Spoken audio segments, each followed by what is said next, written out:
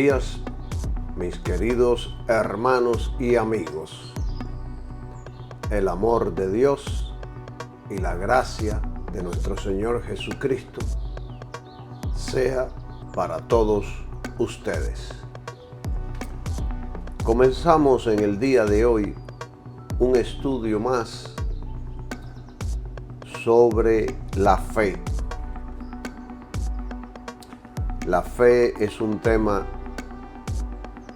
muy importante. La fe es uno de los temas más importantes. A este estudio le he titulado La fe que mata, la fe que da vida. Dios le ha dado a todos los seres humanos una medida de fe. O sea, una medida de gracia. A todos los seres humanos, Dios le ha dado una medida de gracia. Dios lo ha hecho para que podamos creer y ser salvos.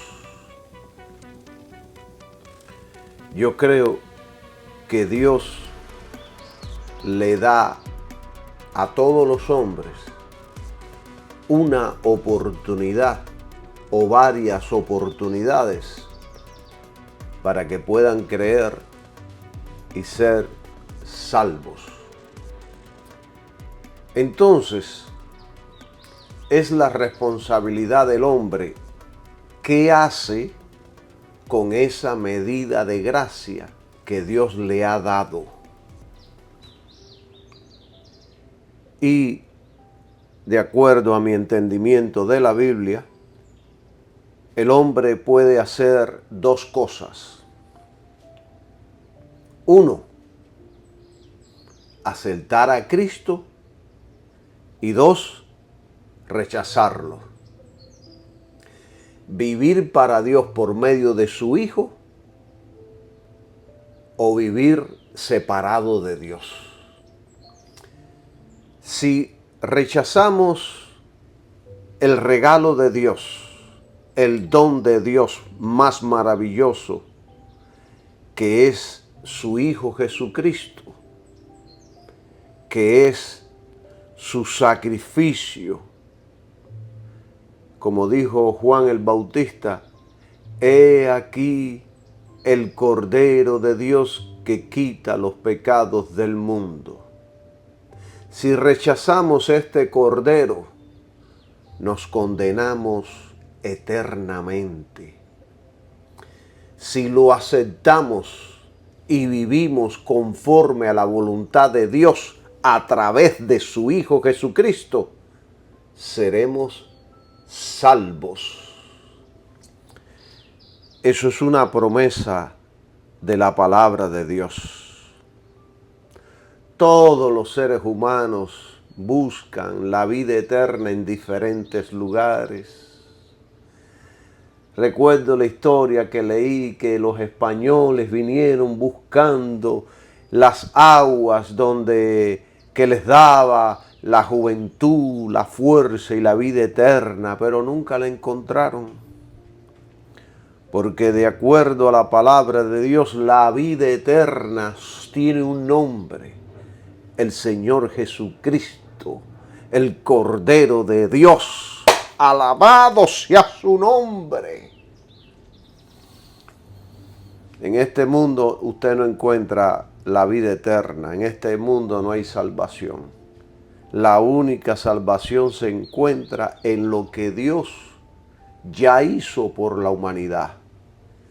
Entregar a su Hijo para que si creemos en Él, seamos salvos. Alabado sea su nombre, hoy, mañana y siempre. Y es una realidad, mis queridos hermanos, que todos los seres humanos tienen fe. Todos los seres humanos nacen con fe. Nacen con fe natural. Es natural en el ser humano tener fe. Todo ser humano fue creado con la capacidad de creer, confiar y esperar. Eso es parte del diseño de Dios en nosotros. Todos, hombres, mujeres, niños, todos los que han nacido en este mundo tienen la capacidad de creer, nacen con fe. Es algo natural. Por ejemplo, alguien se sienta en una silla confiando en que no se romperá. Confían en el semáforo que cuando ponen verde indica que podemos pasar.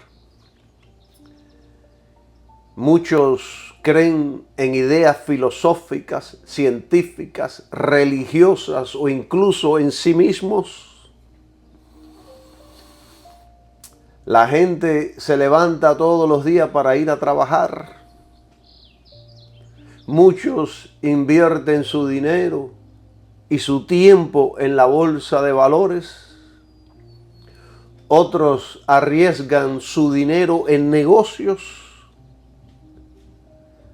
Salimos a conducir en el tráfico de Miami por fe, porque no sabemos si vamos a regresar. Cientos mueren en accidentes en Miami todos los días. O sea que la vida en realidad es una vida de fe. En muchas ocasiones nos estamos enfrentando a problemas, a situaciones, a dificultades, a sufrimientos, a enfermedades. Y puedo seguir mencionando.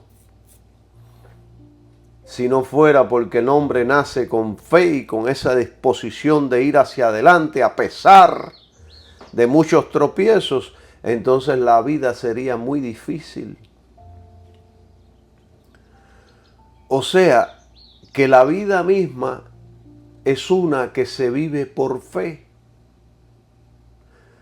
Para todo esto se necesita tener fe. Lo hacen con la fe natural que Dios le dio a cada ser humano. Imagínense qué poder tiene esa fe natural, que puede hacer grandes cosas, lograr grandes cosas, soñar en grande, alcanzar metas, subir cimas de a las montañas. Imagínense qué clase de fe, que siendo natural puede hacer tantas cosas. Eso es una fe natural que funciona. La fe del hombre natural funciona. Una fe humana que muchos han logrado desarrollarla, logrando grandes metas, deseos y sueños. Todos conocen quién es Elon Musk, y ahora mucho más, que es un asesor del presidente Donald Trump. Y él dice que dentro de poco llegarán personas a Marte, al planeta Marte. Eso es soñar en grande. Eso es ser visionario, es tener fe en uno mismo, en los proyectos que están emprendiendo. Se proponen una cosa y lo logran con su fe natural, con la fe que Dios le ha dado a cada hombre. Ahora bien, esta fe tan grande, poderosa y admirable,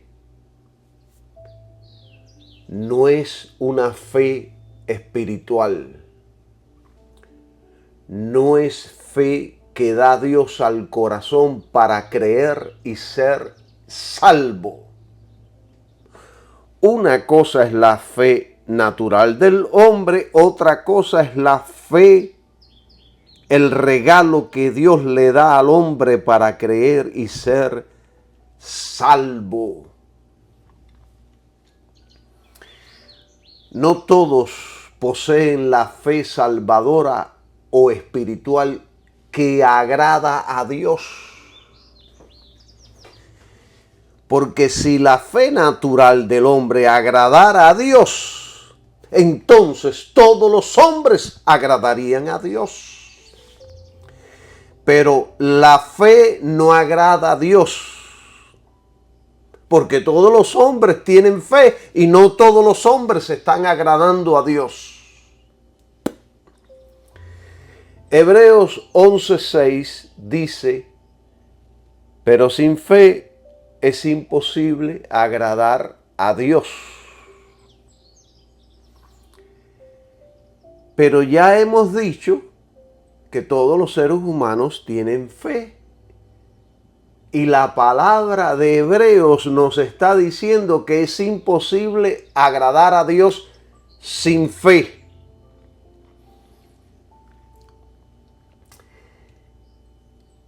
¿De qué fe está hablando aquí la Escritura? Si sabemos que todos los hombres tienen fe y la Escritura dice que sin fe es imposible agradar a Dios, entonces, ¿de qué fe está hablando aquí el texto bíblico? Porque hay muchos impíos que salen por ahí que no conocen las Escrituras o que la malinterpretan, que dicen, yo soy un hombre de fe, mira todo lo que he logrado el mundo. He logrado la cima de la montaña. Soy un hombre de fe. Tengo el banco lleno de dinero. Tengo 20 mujeres. Tengo 1000 casas. Tengo 20 autos. Soy un hombre de fe. Estoy agradando a Dios. ¿De qué fe está hablando la Escritura? ¿De qué fe está hablando la Escritura aquí en Hebreos 11?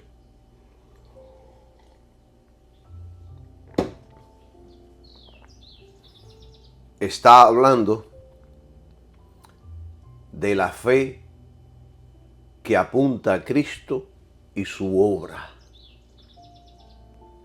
Porque solo a través de Cristo se puede agradar a Dios. Y esta fe en Cristo y su obra en la cruz es la única que transforma la vida y produce obediencia, como lo demuestra Hebreos capítulo 11. Entonces, mis queridos hermanos y amigos, la fe de Hebreos 11:6 es la que cree que Dios existe. No cualquier Dios, sino el Dios que está revelado aquí en la Biblia. La fe que está hablando aquí, Hebreos capítulo 11, versículo 6, cree que Dios se comunica y recompensa a quienes lo buscan sinceramente. Y esta fe se manifiesta en una vida que obedece, persevera y espera en Él, como lo hicieron Abel, Enoc, Noé, Abraham, David y todos aquellos que están allí escritos en Hebreos capítulo 11. Esa es la fe que obedece, que persevera y espera en Dios. Alabado sea su nombre. Efesios capítulo 2 dice algo poderoso, y yo he dado muchos estudios sobre esto, pero esto siempre hay que repetirlo. Efesios 2:8 dice: porque por gracia sois salvos por medio de la fe. Y esto no de vosotros, pues es don de Dios. Esto es poderoso. En Romanos capítulo 3, y vamos a Romanos capítulo 3, y ahora vamos a entrar a estudiar de a lleno lo que estamos mencionando. En el versículo el 11 y el 12 dice: no hay quien entienda, no hay quien busque a Dios. Todos se desviaron del camino, a una se hicieron inútiles. No hay quien haga lo bueno, no hay ni siquiera uno. Pablo escribió, lo acabamos de leer, que nadie busca a Dios por sí mismo, ni tiene una fe. Nadie tiene una fe que lo lleve a Él sin que Dios obre primero. En Efesios vemos que es Dios obrando en el corazón, y Pablo aquí ahora nos dice en Romanos que no hay quien busque a Dios.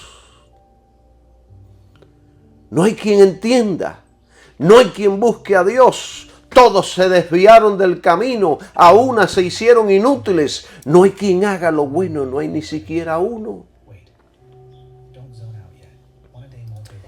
Esto significa, entonces, y yo llego a la conclusión de que todo ser humano tiene fe natural. Correcto. Y esta fe natural es confianza para creer en algo, o en alguien, o en sí mismo. ¿Agrada pues este tipo de fe a Dios? ¿Agrada la fe natural del hombre a Dios para salvación? Lo digo de otra manera. ¿Nos acepta Dios por medio de la fe natural? Como dice Pablo en las Escrituras, de ninguna manera. Dios no le concede la salvación a nadie por medio de una fe natural. Dios no le concede la salvación a nadie por vivir una vida de fe, por ser positivo, por lograr el mundo. Yo me encuentro con muchas personas que dicen: yo soy una persona de fe, yo creo en Dios, soy bueno, hago buenas obras, soy un buen ciudadano, soy trabajador, no le hago mal a nadie, soy buen hijo, padre. Yo me voy a salvar. Desde el punto de vista humano, todo esto suena bueno y lindo. Pero Dios no le concede la salvación a nadie porque sea buena gente. El hombre es un ser religioso tiene que creer en algo. Él sabe que en su interior que le falta algo. Hay un vacío aunque lo tenga todo en la vida. Nada ha podido llenar ese vacío. Ese algo es Cristo en el corazón. Cuando Cristo entra en el corazón, uno se siente realizado, uno se siente seguro, uno se siente vivo, uno se siente como que va a vivir eternamente. Porque es Cristo en el corazón, vivificando mi cuerpo, dándome vida, dándome fuerzas. Alabado sea su nombre. Ese vacío es Cristo en el corazón. Ese vacío se llena cuando Cristo entra en el corazón. Porque el corazón del hombre es tan grande que nada en este mundo puede llenarlo, sino solo el Hijo de Dios. Alabado sea su nombre. Miren, aunque la fe natural y la religiosa sin Cristo no puede agradar a Dios, la fe religiosa no es suficiente para la salvación. En Romanos 10:2, Pablo dice de los judíos. Vamos a Romanos 10:2. Y ahora vamos a entrar a desarrollar este tema poderoso. Porque yo les doy testimonio. Vamos a empezar desde el 1. Hermanos, ciertamente el deseo de mi corazón y mi oración a Dios por Israel es para su salvación. Porque yo les doy testimonio de que tienen celo de Dios, pero no conforme a ciencia. No conforme a ciencia. Ciencia quiere decir conocimiento. Y esto encaja perfecto con Hebreos capítulo 11, versículo 6. Estos son dos versículos que los podemos unir entre sí. ¿Qué significa celo, pero no conforme a ciencia? La palabra celo de Dios. Esto es pasión religiosa, un deseo de agradar a Dios, guardar la ley y servirle.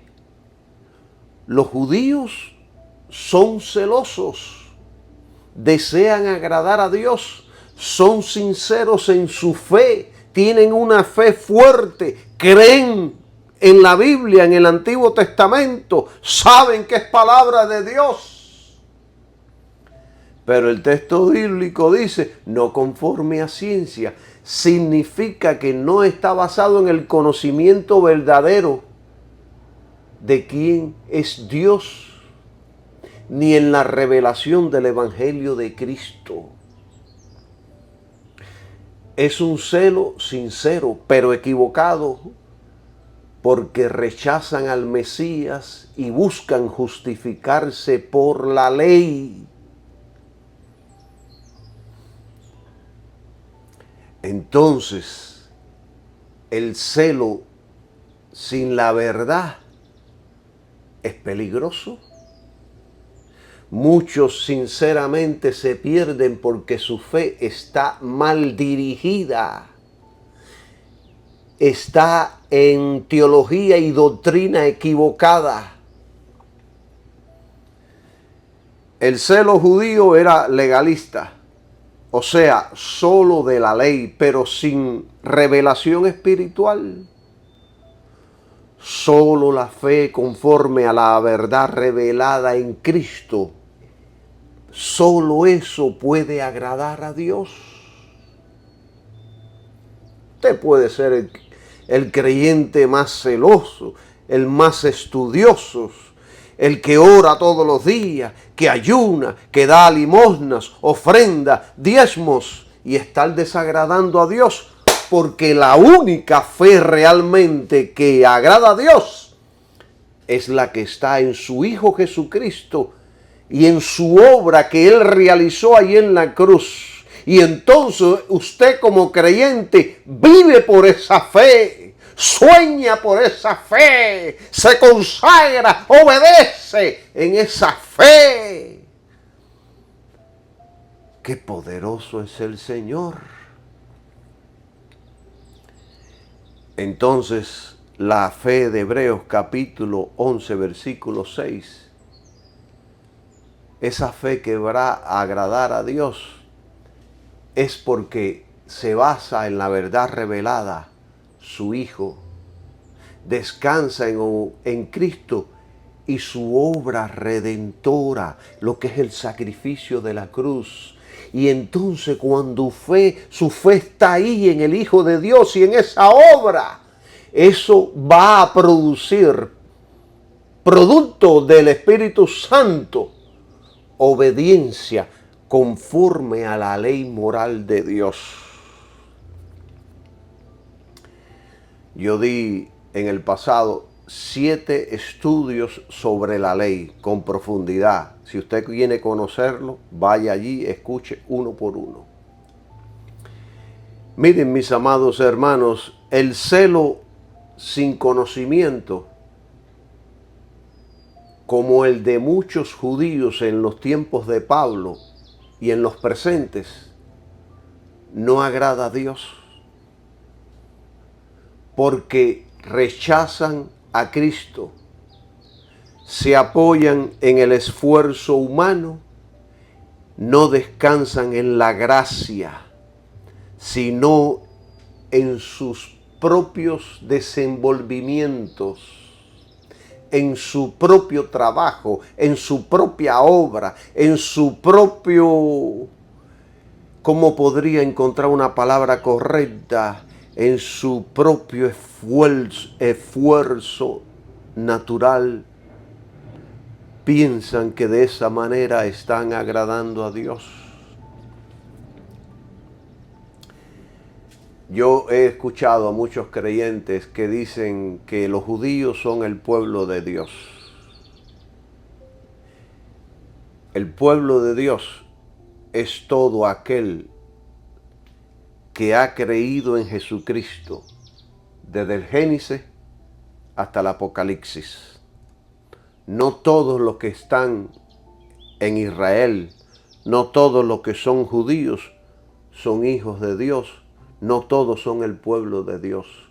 El único pueblo de Dios en toda la existencia de la humanidad es aquel que ha creído en el medio. Es aquel que ha creído en el sacrificio.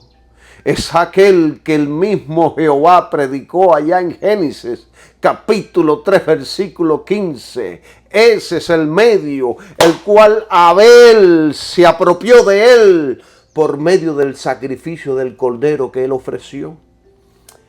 Ese es el pueblo de Dios. No todos los que son judíos, sino aquellos que han creído en Jesucristo y están viviendo obedientemente para Jesucristo. Ese es el pueblo de Dios. Alabado sea el nombre de Jesús. Entonces hay gente que piensan que los judíos van a ser salvos de una manera y los cristianos de otra. No hay dos salvaciones, solamente una salvación. Jesucristo, el camino, la verdad y la vida. Solo Jesucristo. Tanto para el judío como para el gentil, tanto para el chino como para el cubano, tanto para el ruso como el ucraniano. Un solo camino. Alabado sea Jesús. ¿Podemos entender esto? Yo lo entiendo a profundidad. Alabado sea su Hijo Jesucristo.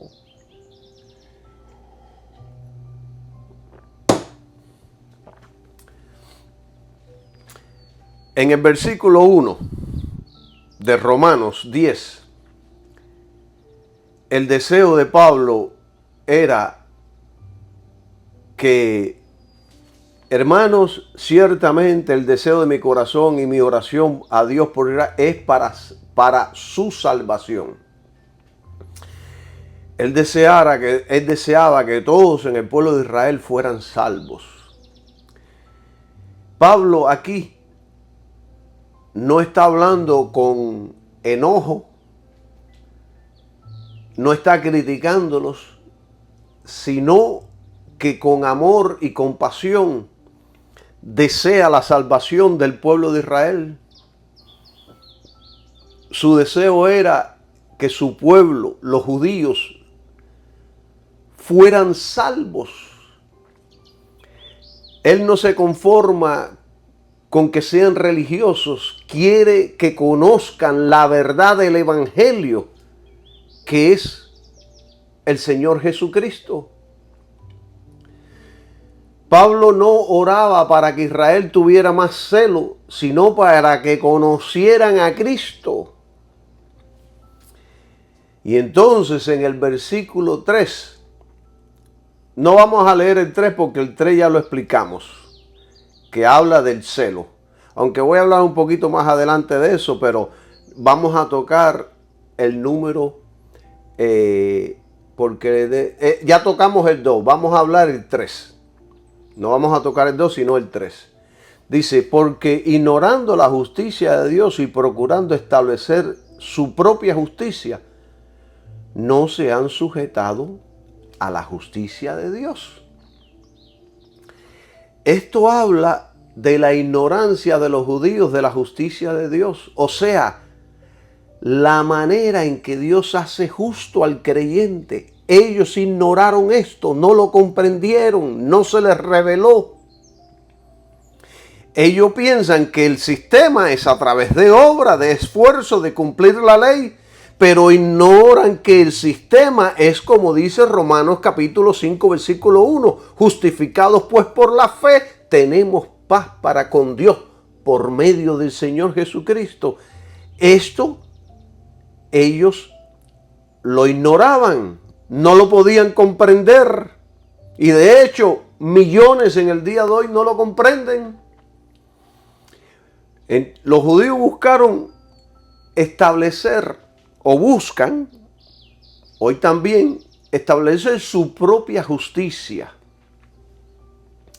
O sea, ellos querían hacerse justos ellos mismos por medio de la ley, ritos y obras.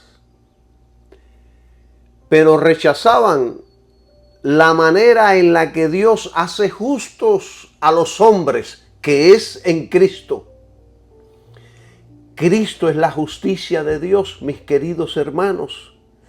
Una vez usted está en Cristo, usted se convierte en un justo, en un santo. Usted es justificado. Y esto es poderoso. Este es el poder del Evangelio de Jesucristo. Esto para mí es grande. No tengo que hacer nada, solo tengo que creer y ser obediente. Alabado sea su nombre. Al creer soy lavado, limpiado y justificado y santificado. Solo por creer en Cristo y la obra que Él realizó en el Calvario, ese sacrificio de sangre. John Owen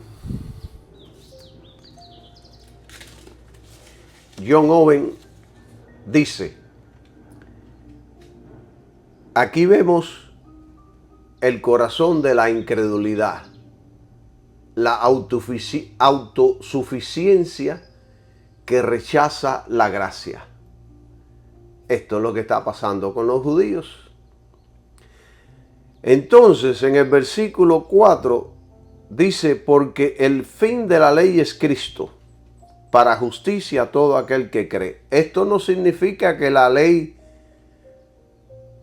ha sido eliminada. La ley es eterna. Es el estándar de estilo de vida que todo ser humano debe vivir. Por supuesto, las prácticas religiosas, los ritos, las fiestas, Todo eso ya no tenemos que practicarlo. Pero era malo robar antes y es malo robar hoy y será malo robar siempre. O sea que la ley es eterna, la ley permanecerá para siempre, porque era malo robar antes y es malo robar hoy y será malo robar mañana. La ley es buena, santa y justa, enseñó Pablo. Pero Cristo es el fin de la ley. La Escritura dice aquí, porque el fin de la ley es Cristo para justicia a todo aquel que cree. Quiere decir que Cristo cumple y termina, o cumplió y terminó el propósito de la ley. Porque el propósito de la ley era mostrar el pecado y llevar al pecador a Cristo. O sea que cuando nosotros vemos la ley, leemos la ley que ha sido escrita en nuestros corazones y mentes, nosotros vemos lo pecaminoso que somos nosotros. Nosotros vemos el pecado que está en nosotros y ¿qué hacemos? Corremos a Cristo. Cristo cumplió toda la ley, no falló, no pecó ni en un solo punto, fue perfecto en todo. Esa es la justicia de Dios. Es a través de Él que yo puedo ser justo. Me estoy arropando en Él. Me estoy refugiando en Él con su justicia. Alabado sea su nombre. Y entonces, una vez en Él, pues Él me da el poder, la capacidad, la fuerza para yo poder vivir una vida que agrade a Dios. ¿Entienden? No se trata de estar haciendo cosas para ser justificado, sino de creer en aquel que cumplió todo por nosotros, Cristo el Señor. ¿Están entendiendo? Si usted quiere aprender más de la ley, vaya a mis redes sociales, ahí están los estudios, están gratis para todos. Usted no tiene que pagar por escucharlos. Escúchelo. Es gratis. Reprodúzcalo si quiere. Predíquelo si quiere. Yo doy por gracia lo que por gracia he recibido. No necesito dinero de nadie. No quiero que nadie me envíe ofrendas. No quiero diezmos de nadie. Yo solo quiero predicar su palabra, enseñar su palabra y que la gente sea edificada, bendecida. Alabado sea su nombre. Siento como Pablo, quiero que todos los hombres sean salvos y vengan al conocimiento de Cristo. El comentario de Dake dice, Cristo no destruyó la ley, Él la cumplió y ahora es el único medio de justicia, Cristo.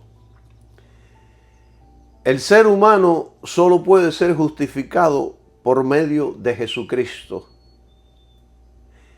Y una vez en Cristo, debe vivir por esa fe únicamente, con un estilo de vida de acuerdo a la ley moral de Dios. Porque era malo antes codiciar y lo es ahora. Era malo desear la mujer de tu prójimo antes y lo es ahora. Era malo decir mentiras y es malo decir mentira hoy. Era malo de robar y es malo hoy. Pero yo no me salvo por dejar de robar, de mentir, de desear, sino que me salvo por la fe en Jesucristo, el Hijo de Dios. ¿Entienden cómo es que funciona esto? Entonces Pablo en sus escritos va más profundo y nos dice en el versículo 5 y 6 algo poderoso que mucha gente lo leen y no lo comprenden. dice, porque Moisés describe la justicia que es por la ley. O sea, Moisés dijo, allá en el Antiguo Testamento, él dijo, el hombre que hiciera estas cosas, que hiciera la ley, que cumpliera la ley, vivirá por ellas. Esto dijo Moisés. 6. Entonces Pablo dice, Moisés dijo eso, pero la justicia que es por la fe, dice así, no digas en tu corazón quién subirá al cielo, esto es para traer abajo a Cristo. Y esto tenemos que explicarlo. Pablo aquí está mostrando la diferencia o está haciendo un contraste entre dos tipos de justicias o dos estilos de formas para llegar a ser justos delante de Dios. Está la justicia que viene por la ley. Es hacer para vivir. Es cumplir para vivir. Y si vamos allá a Levíticos, capítulo 18, versículo 11,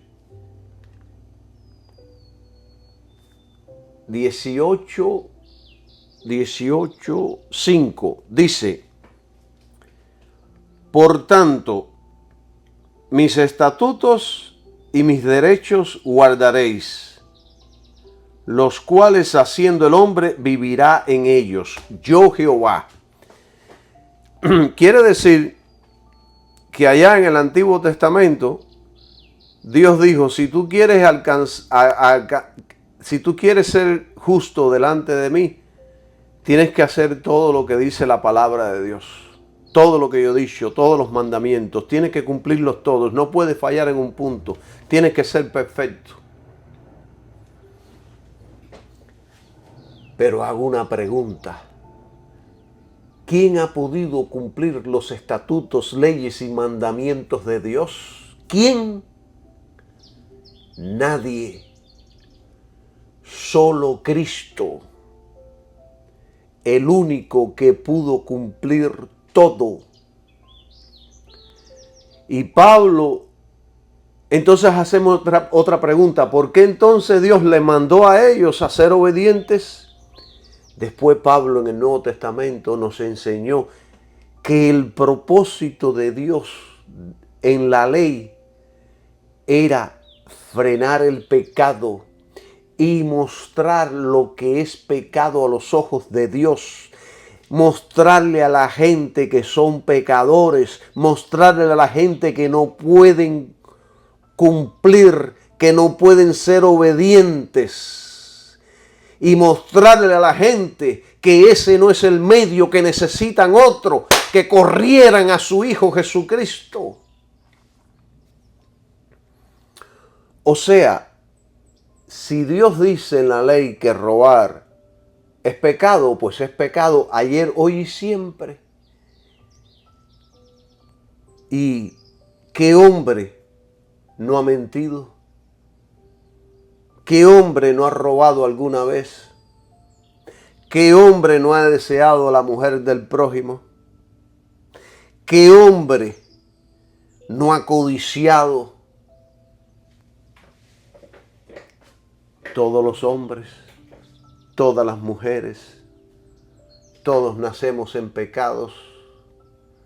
O sea que ya hemos quebrantado la ley de Dios. Y la Biblia dice que el que quebrante la ley de Dios tiene que morir. Es hombre muerto. Si tú guardas todos los mandamientos y ofendes solo en un punto, mueres. Así es de serio este asunto. Entonces, ¿qué hace Pablo aquí?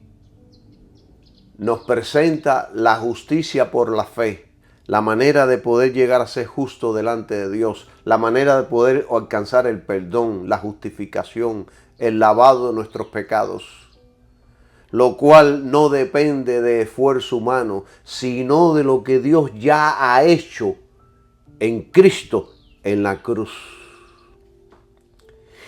Fíjense que el texto dice, no digas quién bajará al abismo. ¿Qué significa esta expresión? Que no necesitamos buscar lo imposible. No necesitamos esforzarnos. No necesitamos ir allá y empezar a escarbar para poder obtener esta salvación. Porque ya Dios lo hizo en Cristo. Después en los versículos 7 y 8 dice, la palabra está cerca. ¿Quién descenderá al abismo? Esto es para hacer subir a Cristo de entre los muertos. Mas que dice, cerca de ti está la palabra en tu boca y en tu corazón. Fíjense qué fácil es ser salvo. Solamente con confesar, solamente con creer, solamente con aceptar de que Jesucristo es el medio para alcanzar la justificación, para alcanzar el perdón, para poder alcanzar salvación. El Evangelio, mis queridos hermanos, no es complicado, es sencillo. Dios ya envió a Cristo, murió y resucitó. Solo queda confesarlo con fe, con convicción. Hay un pensamiento que dice, de un escritor, que dice que la fe cristiana no es una búsqueda mística, sino una respuesta a una verdad revelada y accesible. Está ahí delante de ti, fácil. Qué poderoso es el Evangelio, hermano. Me encanta explicar todo esto. Me edifica, me fortalece. Alabado sea su nombre. El versículo 9 y 10 habla del corazón y la boca. Y más adelante les voy a dar un estudio de lo que es el corazón, porque antes yo pensaba que el corazón era la mente, los pensamientos, hasta que recibí revelación de que no es así. El corazón es otra cosa, y esto es un estudio para otra ocasión. Que dice que si confesares con tu boca que Jesús es el Señor y creyeres en tu corazón que Dios le levantó de los muertos, serás salvo. Este es, podríamos decir, el núcleo del Evangelio. Creer en el corazón es igual a fe genuina que confía en la resurrección, lo cual es base de la justificación. Confesar con la boca es igual a fe que no se oculta, estás hablándolo. Estás reconociendo públicamente a Cristo como Señor. A aquel que se esconde y que no quiere hablar de Cristo porque le da vergüenza, no ha nacido de nuevo, no ha tenido un encuentro personal con Cristo. Necesita romper con eso, porque el que se avergüenza de Él, Él se avergonzará de Él delante del Padre. Así que no sea un cristiano del FBI o de la CIA, sea un cristiano que todos puedan leer en ti que eres cristiano, que todos puedan conocer que eres cristiano, que todos puedan conocer que tú lees la Biblia, que tú predicas, que tú enseñas, que no te ocultas, que tú cuando vas a orar por los alimentos, ora por ellos, no importando quién te esté observando. Porque eso es una forma de predicarle al mundo de que tú eres cristiano. Gloria sea el nombre de Jesús. Así que la verdadera fe confiesa porque ha sido transformada internamente. Entonces, para finalizar el versículo, en el versículo 11, la Escritura ahí dice, porque la Escritura dice, fíjense que dice, está escrito, todo aquel que en él creyere no será avergonzado. Pablo toma esta cita. Cuando usted lea la Biblia, lea todas las palabritas que tiene a los lados. Como ejemplo, aquí tiene una palabrita en la letra todo, una letra P. Y si lee esa letra P, te lleva a Isaías 28:16. O sea que Pablo tomó esta escritura del Antiguo Testamento, que es la palabra de Dios, para traerle una revelación espiritual en el Nuevo Testamento. Y esto es súper importante cuando nosotros estemos estudiando la Biblia. Yo utilizo mucho este sistema y a veces utilizo un versículo del Antiguo Testamento para enseñar en el Nuevo y digo como Pablo, escrito está, así dicen las Escrituras. ¿Entienden? Esto no quiere decir, miren, fe en Cristo nunca será en vano. Usted, si tiene realmente su fe en Cristo, nunca será desilusionado ni condenado. Una vez que usted cree en Cristo de corazón, que usted sabe en su interior que ha nacido de nuevo, pues entonces la condenación, la sentencia que había sobre su cabeza porque usted era un pecador, la sentencia que la ley de Dios dijo, usted es pecador, usted es hombre muerto, esa sentencia es removida inmediatamente una vez que usted cree en Jesucristo. Cristo quitó toda sentencia que la ley había puesto sobre nosotros, toda maldición, dice Pablo, toda maldición. O sea, la ley decía, eres maldito, muerto, hombre, reo de muerte. Cristo lo quitó y te justificó esa sentencia que había sobre ti. Aquí se ve la seguridad de la salvación por fe. ¿Ve? Eres justificado por fe, ya estás seguro en Jesucristo. Ya no puedes perder la salvación. De esto voy a hablar más adelante. Yo no estoy hablando de una vez salvo, siempre salvo. Estoy hablando que mientras un creyente está firme ahí en Jesucristo, pues está seguro. Si usted no rechaza a Cristo, si usted no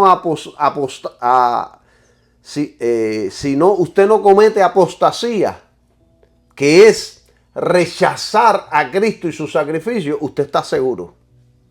Usted es salvo por la eternidad.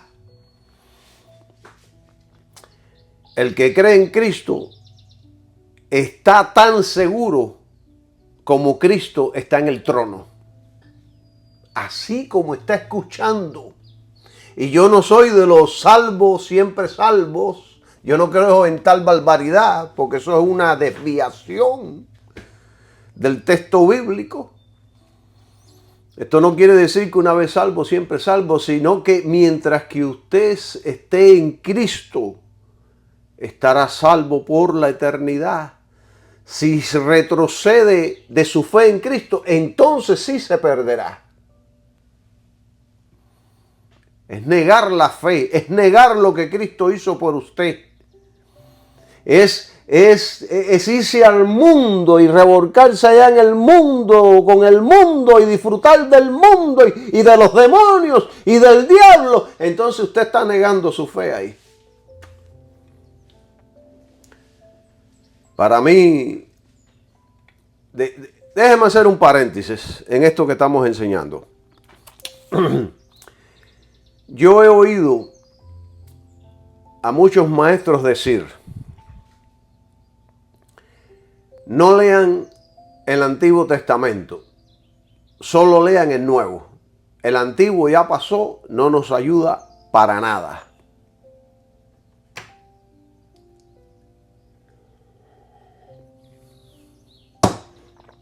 Para mí, esta declaración de estos maestros es una falta de respeto, una ofensa a Dios y su palabra, una blasfemia contra el Dios del cielo. El Antiguo Testamento es la palabra de Dios revelada al hombre. El Antiguo es el hueso y el Nuevo es la sustancia. El Antiguo es la sombra y el Nuevo la realidad. El Antiguo es palabra de Dios al igual que el Nuevo. Tanto lo uno como lo otro nos es provechoso. De hecho, los cristianos del Nuevo Testamento no tenían la Biblia como nosotros. Se alimentaban y se edificaban y eran instruidos por todas las palabras del Antiguo Testamento. Porque todo el Nuevo Testamento es una revelación del Antiguo. Todo lo que los apóstoles escribieron fue una revelación dada por el Espíritu Santo del Antiguo Testamento. Por eso Pablo decía, escrito está. Pedro decía, así dicen las Escrituras. El Antiguo es el fundamento del Nuevo.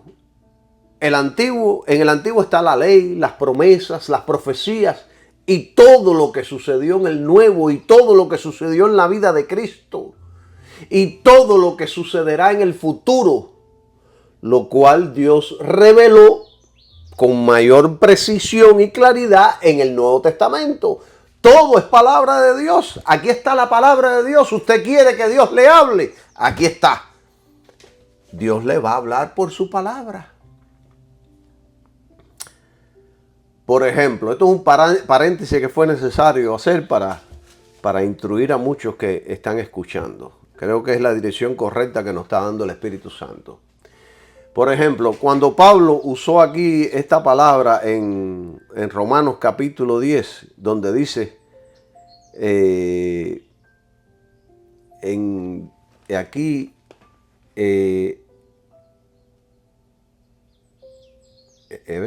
el versículo 11, 10:11 dice, porque la Escritura dice, ¿ve? La Escritura dice, le está diciendo la Escritura. Dios ha dicho, está escrito. ¿Ve? Si usted va allá a Isaías 28:16, usted puede leer fragmentos. Aquí Pablo usa fragmentos de esas escrituras, pero está escrito. Y Pablo la utiliza para traer una verdad en el Nuevo Testamento, una enseñanza sobre el Evangelio de Jesucristo. Y después vemos allá que Pedro, el apóstol Pedro también usa esa misma palabra de Isaías, la utiliza en una de sus cartas, cuando dice, por lo cual también, vamos a primera de Pedro 2:6, para no omitir aquí nada y para ser correcto en lo que vamos a hablar. Primera de Pedro 2:6 dice así, Pablo utilizando esta escritura de Isaías, dice, por lo cual también contiene la escritura. O sea, él dice, en la Escritura está escrito, he aquí pongo en Sión la principal piedra del ángulo, escogida, preciosa, y el que creyere en él no será avergonzado. ¿Quién es esta piedra del ángulo? ¿De quién estaba hablando aquí el profeta en Isaías? De Cristo, del Señor Jesucristo. Pero la gente que no conoce y que no pueden espiritualizar un texto se pone a decir una piedra que van a poner, y allá usted ve los musulmanes adorando una piedra que tienen allá y le dan vuelta y dice que es famosa, que tiene poderes, porque es la piedra del ángulo que Dios había dicho allá en Isaías. Pero la piedra, nuestra roca, nuestro fundamento, es Jesucristo y su obra en la cruz. Y punto, nada más. Entonces, los que no han sido salvos no pueden entender que este versículo se refiere al Cristo el Señor. Los judíos que no han creído no lo pueden entender. Pero nosotros los cristianos lo entendemos porque el Espíritu Santo nos aclara las cosas, nos hace entender. Jesucristo dijo, Él viene para recordarlo todas las cosas, para que puedan entender. Alabado sea Jesús, gloria a Dios, por el Espíritu Santo, nuestro Maestro. Gloria a su nombre. Hoy en la mañana yo comencé la oración, después que le di gracias a Dios por un nuevo día y por Jesucristo y su sacrificio. Yo decía, Cristo, Señor Jesucristo, sé mi Maestro. Sé mi Maestro en todo lo que yo hable, en todo lo que yo enseñe. Sé mi Maestro para que yo pueda vivir de acuerdo a tu imagen, de acuerdo a tu forma de andar. Sé mi Maestro, enséñame. Alabado sea su nombre. Qué poderoso es el Señor. Entonces, mis queridos hermanos, he predicado bastante, he enseñado bastante por hoy, ya llevo 1 hora predicando. Yo creo que los voy a dejar hasta aquí. Me he extendido bastante. Quisiera poder acortar reducir los temas, pero a veces no es posible. Muchos que me escuchan, dicen, no, pero tú haces los estudios muy largos, te metes 1 hora, 1 hora y media, 2 horas. Dígale, bueno, esa es la manera como siento que soy guiado. Ellos dicen, da estudios de 10 minutos. No puedo, hasta ahora no he podido, voy a tratar a ver si puedo hacerlo para complacer a algunos. Pero bueno, si a usted le interesa todos estos estudios, yo sé que si usted los escucha, usted va a ser edificado, fortalecido, animado. El Espíritu Santo lo va a enseñar, lo va a capacitar, lo va a fortalecer, le va a abrir el entendimiento para que usted pueda afirmarse en Cristo, que es lo único importante, nada más es importante, solo Cristo. Alabado sea su nombre, hoy, mañana y siempre.